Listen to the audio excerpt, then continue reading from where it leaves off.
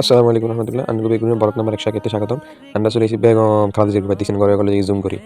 ঘর বাইরে সুন্দর চিন্তা লাগিলে জমিনে কথা এনে সুন্দর লাগে না। বেগুন থেকে চেয়েছে লাগে। বেগুন কিলে এটা চাইলে এত তোমার এত বাই চকিনের ঘরে গেলে তো আরো সুন্দর দিয়ে যেতে পারে। এবার চলে এসেছে দেখছেন কত সুন্দর একটা মসজিদ বা মসজিদ দেখে কি খুশি হয়েছে। আমি তো আরো খুশি হয়েছি যে এই সুন্দর মসজিদের ভিডিও সেটা লাগানো যাবে ফরিতে ওরে মাওলানা নাইম হুজুর তো মানে এত খুশি মসজিদ দেখে একটা পুরো মন প্রাণ ভেঙে জয়ে গেছে। আর মন তো আরো ঠান্ডা হয়ে গেছে।